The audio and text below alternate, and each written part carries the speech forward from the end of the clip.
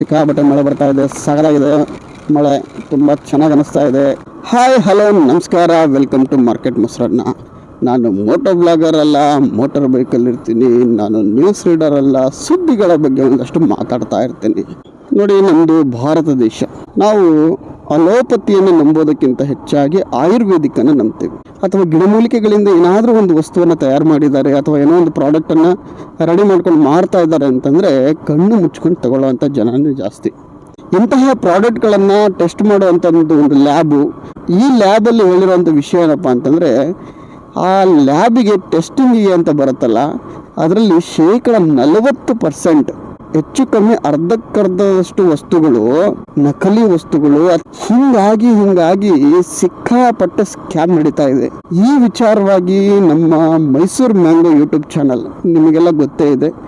Mysuru mango YouTube channel ಅಂದರೆ ಅದು ಕೇವಲ ಬರೀ ರೋಸ್ಟಿಂಗ್ ಚಾನಲ್ ಅಲ್ಲ, ಸಾಕಷ್ಟು ಒಳ್ಳೆ ವಿಷಯಗಳನ್ನು ಒಳ್ಳೆ ರೀತಿಯಲ್ಲಿ ಒಳ್ಳೆ ಭಾಷೆಯಲ್ಲಿ ಹೇಳ್ತಕ್ಕಂಥ ಒಂದು ಚಾನಲ್ ಅಂತ ನಾವೆಲ್ಲರೂ ನಂಬಿದ್ದೀವಪ್ಪ.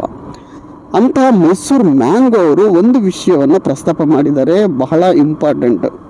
ಅದು ಯಾವುದಪ್ಪ ಅಂತಂದರೆ, ಈ ಹೇರ್ ಆಯಿಲನ್ನು ನಾವು ನಂಬೋದು ಹೇಗೆ. ಅವರು ಹೇರ್ ಆಯಿಲ್ನ ಬಗ್ಗೆ ಮಾತಾಡ್ತಾ ಒಂದು ವಿಷಯನ ಪ್ರಸ್ತಾಪ ಮಾಡಿದರು.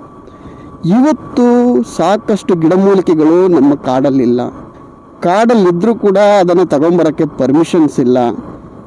ಈ ಎಲ್ಲ ಗಿಡಮೂಲಿಕೆಗಳನ್ನು ಅಥವಾ ಅಳಿವಿನಂಚಿನಲ್ಲಿರೋ ಗಿಡಮೂಲಿಕೆಗಳನ್ನು ನಾವು ಬೆಳೆಸ್ತೀವಿ ಅಂತಂದರೆ ಅದಕ್ಕೆ ಸಾಕಷ್ಟು ಲ್ಯಾಂಡ್ ಬೇಕು, ಅದಕ್ಕೆ ಪರ್ಮಿಷನ್ಸ್ ಎಲ್ಲ ಬೇಕಾಗ್ತದೆ. ಅದ್ರ ಜೊತೆಗೆ ಒಂದು ದಿನಕ್ಕೆ ನೂರಾರು ಬಾಟಲ್ಗಳನ್ನು ಮಾರಾಟ ಮಾಡೋ ಇಷ್ಟು ದೊಡ್ಡ ಮಟ್ಟದಲ್ಲಿ ವ್ಯಾಪಾರ ಮಾಡಲಿಕ್ಕೆ, ಅಷ್ಟನ್ನು ಉತ್ಪಾದನೆ ಮಾಡಲಿಕ್ಕೆ ಹೆಂಗೆ ಸಾಧ್ಯ ಅನ್ನೋ ವಿಚಾರವಾಗಿ ಅವರು ತುಂಬ ಒಳ್ಳೆಯ ವಿಷಯವನ್ನು ಪ್ರಸ್ತಾಪ ಮಾಡಿದರು.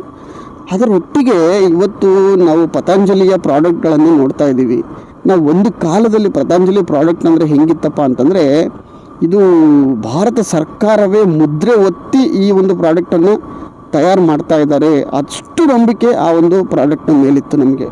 ಅದರ ಜೊತೆಗೆ ಅದು ಕೊಡ್ತಾ ಇದ್ದಿದ್ದಂಥ ಜಾಹೀರಾತುಗಳು ಕೂಡ ಅದೇ ಸ್ಟ್ಯಾಂಡರ್ಡಲ್ಲಿತ್ತು. ದೇಶ ಅಂದರೆ ಪತಂಜಲಿ ಅಂದರೆ ದೇಶ ಅನ್ನೋ ಲೆವೆಲ್ಲಿಗೆ ಜನ ಬಂದು ನಿಂತುಬಿಟ್ಟಿದ್ರು. ಆದರೆ ಇವತ್ತು ಪತಂಜಲಿಯ ವಸ್ತುಗಳ ಬಗ್ಗೆ ಸಾಕಷ್ಟು ಕೇಳಿ ಬರ್ತಾನೆ ಇರುತ್ತೆ. ನಾವು ಯಾವುದನ್ನು ಕಲಬೆರಕೆ ಮಾಡೋದೇ ಇಲ್ಲ ಅಂತ ಹೇಳೋ ಪತಂಜಲಿ ಅವರ ಪ್ರಾಡಕ್ಟ್ನಲ್ಲಿ ಸಾಕಷ್ಟು ಕಲಬೆರಕೆ ಆಗಿದೆ ಅಂತ ಕೆಲವೊಂದು ಪ್ರಾಡಕ್ಟಲ್ಲಿ. ಅದರಲ್ಲಿ ಸುಮಾರು 14 ಪ್ರಾಡಕ್ಟ್ಗಳನ್ನು ಸುಪ್ರೀಂ ಕೋರ್ಟ್ನವರು ಬ್ಯಾನ್ ಮಾಡಿಸಿದ್ದಾರೆ. ಅದರ ಜೊತೆಗೆ ಪತಂಜಲಿನವರು ಬಂದು ಹೇಳಿಕೆಯನ್ನು ಕೊಟ್ಟಿದ್ದಾರೆ, ನಾವು ಆ ಪ್ರಾಡಕ್ಟನ್ನು ನಮ್ಮ ಫ್ರಾಂಚೈಸಿಯಿಂದ ವಾಪಸ್ ತಗೊಂಡಿದ್ದೀವಿ ಅಂತೇಳಿ.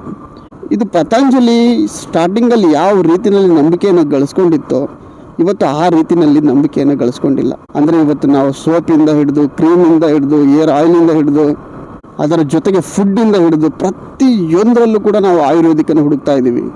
ನಾವು ಕೆಮಿಕಲ್ನಿಂದ ದೂರ ಹೋಗೋಣ ಅಂತ ಆಯುರ್ವೇದಿಕ್ ಕಡೆಗೆ ಹೋದರೆ ಆಯುರ್ವೇದಿಕ್ಕಲ್ಲೂ ಕೂಡ ಸಿಕ್ಕಾಪಟ್ಟೆ ಸ್ಕ್ಯಾಮು, ಮಿಕ್ಸಿಂಗು. ಅದನ್ನು ಕಂಡುಹಿಡಿಯೋರು ಯಾರು, ಪತ್ತೆ ಹಚ್ಚೋರು ಯಾರು? ನಾವು ಒಂದು ವಸ್ತುವನ್ನು ತಗೊಂಡು ನಂಬಿಕೆ ಮೇಲೇ ಅದನ್ನು ಬಳಸ್ತಾ ಇರ್ತೀವಿ. ಹಾಗಿರುವಾಗ ಆ ವಸ್ತುವನ್ನು ತಯಾರು ಮಾಡುವಂಥ ಕಂಪನಿ ಅಥವಾ ಅದರ ಮಾಲೀಕರು ಅಷ್ಟೇ ಜವಾಬ್ದಾರಿಯಿಂದ ಜನರಿಗೆ ಒಳ್ಳೆ ವಸ್ತುಗಳನ್ನು ತಲುಪಿಸಬೇಕು. ಮೊನ್ನೆ ಪತಂಜಲಿ ಜೇನುತುಪ್ಪದಲ್ಲೂ ಕೂಡ ಸಾಕಷ್ಟು ಕಲಬೆರಕೆ ಆಗಿದೆ, ಇದು ಬೇರೆ ದೇಶದಲ್ಲಿ ಈಗ ಬ್ಯಾನ್ ಆಗ್ತಾ ಇದೆ ಅನ್ನೋ ಸುದ್ದಿ ಕೂಡ ಕೇಳಿಬಂತು. ಪತಂಜಲಿ ಹೆಸರಿಗೆ ಕಾಣಿಸ್ತಾ ಇದೆ ಅಥವಾ ದೊಡ್ಡ ಕಂಪನಿ ಅಂತೇಳಿ ನಮಗೆ ಕಾಣಿಸ್ತಾ ಇದೆ, ಆದರೆ ಕಾಣಿಸ್ಲಾದ ಕೈಗಳಿದೆಯಲ್ಲ ಸಾಕಷ್ಟು ಇದ್ದಾವೆ ನಮ್ಮ ಆಯುರ್ವೇದಿಕ್ಕಲ್ಲಿ. ನೋಡಿ, ಇವತ್ತು ಯಾವುದೋ ಒಂದು ಬುಡಕಟ್ಟು ಸಮುದಾಯನೋ ಆದಿವಾಸಿ ಸಮುದಾಯನೋ ಯಾವುದೋ ಒಂದು ಪ್ರಾಡಕ್ಟನ್ನು ತಯಾರು ಮಾಡಿದೆ ಅಂತಂದಾಗ ನಾವು ನಂಬ್ತೀವಿ. ಜನ ಮಾಮೂಲಿ ಕೊಬ್ಬರೆಣ್ಣೆ ರೇಟಿಗೆ ಆ ಆಯಿಲನ್ನು ಕೊಟ್ಟರೆ ನಂಬಲ್ಲ. ಆ ಕಾರಣಕ್ಕೆ ಸುಮಾರಷ್ಟು ಏನೇನೋ ಹಾಕ್ಬಿಟ್ಟು ಒಂದಷ್ಟು ಚೆನ್ನಾಗಿ ಪಬ್ಲಿಸಿಟಿ ಮಾಡ್ತಾರೆ. ಆದರೆ ನಾವು ಜನ ನಂಬಿ ಅದನ್ನು ತಗೊಳ್ತೀವಲ್ವ. ಅದರಲ್ಲಿ 40% ಅಷ್ಟು ಪ್ರಾಡಕ್ಟ್ಗಳು ಪಾಸೇ ಆಗ್ತಾ ಇಲ್ಲ, ಆದರೆ ಇವತ್ತು ಮಾರ್ಕೆಟಲ್ಲಿ ಇದೆ ಅಂತಂದಾಗ ಎಷ್ಟು ಜನರಿಗೆ ಮೋಸ ಆಗ್ತಾ ಇದೆ. ಆದರೆ ಇವತ್ತು ನಾವು ಏನು ಕೆಮಿಕಲಿಂದ ದೂರ ಆಗಬೇಕು ಅಂತ ನಾವು ಎಷ್ಟು ಬಯಸಿದ್ರು ಕೂಡ ಸುತ್ತಿ ಬಳಸಿ ನಮ್ಮ ಹತ್ರಕ್ಕೆ ಬರ್ತಾ ಇದ್ದಾವೆ ಅವು. ಹಾಗಾಗಿ ಜನರ ನಂಬಿಕೆಯನ್ನೇ ದೌರ್ಬಲ್ಯವನ್ನಾಗಿ ಭಾವಿಸ್ಕೊಂಡು ಅದರ ಮೇಲೇ ಬಿಸ್ನೆಸ್ಸನ್ನು ಕಟ್ಟಿರ್ತಕ್ಕಂಥ ಸಾಕಷ್ಟು ಉದಾಹರಣೆಗಳು ಇವತ್ತು ಕಣ್ಮುಂದೆ ಬರ್ತಾ ಇದ್ದಾವೆ, ಇನ್ನು ಮುಂದೆ ಬರ್ತಾನೇ ಇರುತ್ತೆ. ಆದರೂ ಜನ ನಂಬ್ತಾನೆ ಇರ್ತಾರೆ. ಯಾವ ದೇಶದಲ್ಲಿ ಆಯುರ್ವೇದಿಕ್ ಬಗ್ಗೆ ಸಾಕಷ್ಟು ಕೆಲಸ ಆಗಿತ್ತೋ ಇವತ್ತು ಅದೇ ದೇಶದಲ್ಲಿ ಆಯುರ್ವೇದಿಕ್ನ ಹೆಸರಿನಲ್ಲಿ ಸಿಕ್ಕಾಪಟ್ಟೆ ಸ್ಕ್ಯಾಮ್ ಎಲ್ಲ ನಡೀತಾ ಇದೆ. ನಾವು ಕೆಮಿಕಲ್ ಇರೋ ಪ್ರಾಡಕ್ಟಿಂದ ದೂರ ಆಗೋಣ, ಆಯುರ್ವೇದಿಕನ್ನು ಬಳಸೋಣ, ನಮ್ಮ ದೇಶದ ಸಂಸ್ಕೃತಿಯನ್ನು ಉಳಿಸೋಣ ಅಂತೇಳಿ ನಮ್ಮಲ್ಲಿ ಸಾಕಷ್ಟು ಜನ ಪಣ ತೊಟ್ಟು ನಿಂತ್ಕೊಂಡ್ರು ಯಾವಾಗ ಪತಂಜಲಿ ಬಂದಾಗ. ಇವತ್ತಿಗೂ ಕೂಡ ಆ ಹೆಸರಲ್ಲಿ ಇಲ್ಲ ರೀ ನಮ್ಮ ದೇಶದ ಸಂಸ್ಕೃತಿ ಇದು ಅಂತನೋ, ಅಥವಾ ಆಯುರ್ವೇದಿಕ್ ಅಂದರೆ ಒಂದು 100% ಪ್ಯೂರಿಟಿ ಇದ್ದಂಗೆ ಅಂತನೋ ಇವತ್ತು ಆಯುರ್ವೇದಿಕನ್ನು ನಂಬ್ತಾರೆ ಜನ.